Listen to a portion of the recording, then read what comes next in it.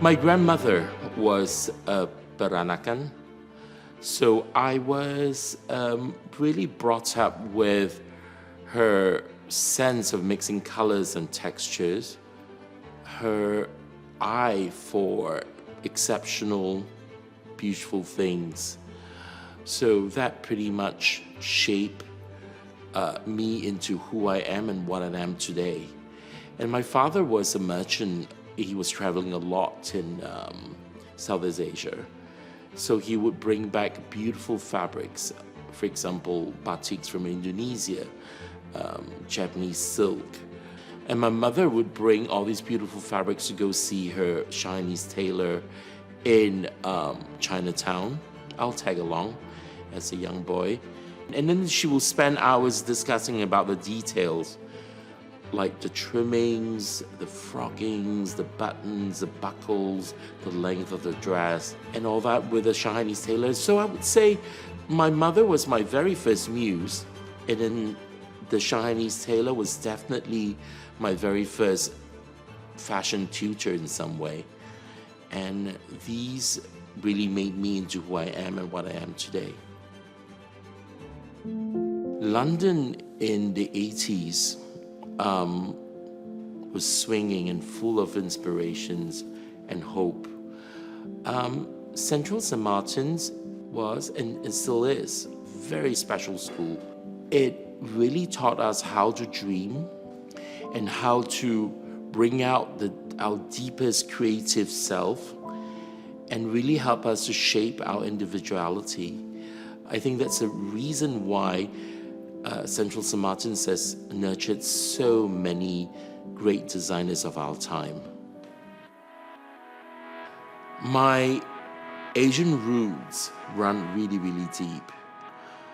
And I've been living in Europe for the past many, many years, 30 years.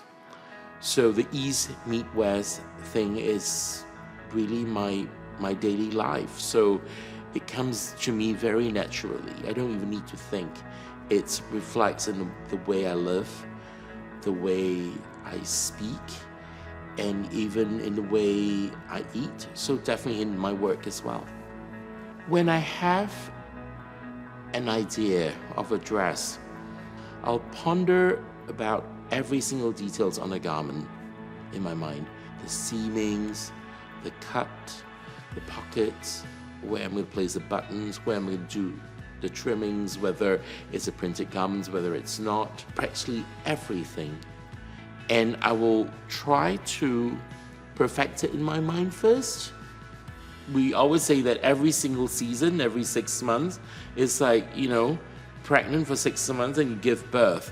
And, it repeats twice a year. And we used to do 4 collections per year. So it's like having your labor 4 times a year and now twice a year. It's a little bit less tiring, I say.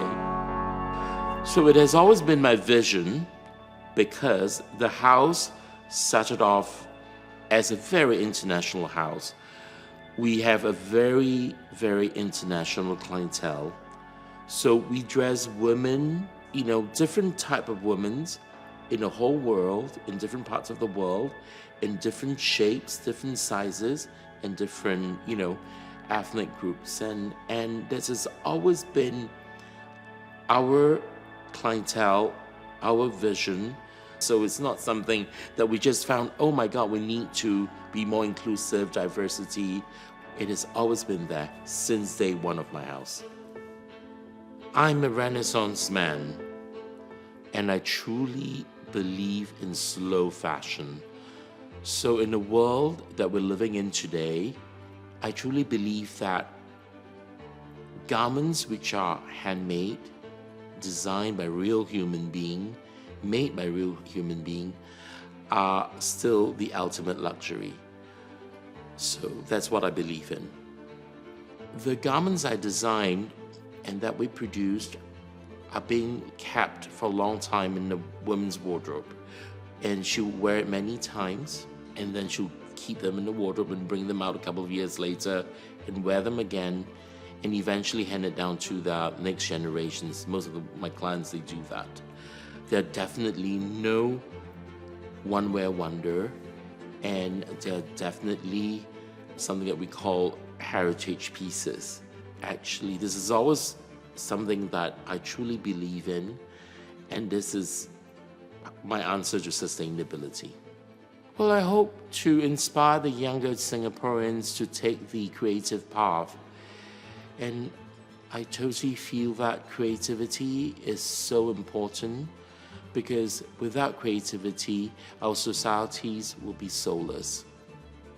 What's interesting about fashion is that you have to reinvent yourself almost a couple of times in a year, and your thoughts sort of evolve and progress.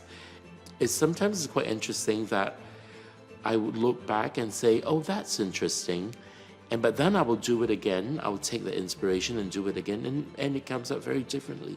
And I think for a person who understands the sign of the time, and who really lived the life at the specific moment, you would be able to do things of that specific moment. And that's why we call it fashion as well, because it really reflects the evolution and also the whole feeling of that specific moment. Thank you, Tatler, for having me, and see you in Paris.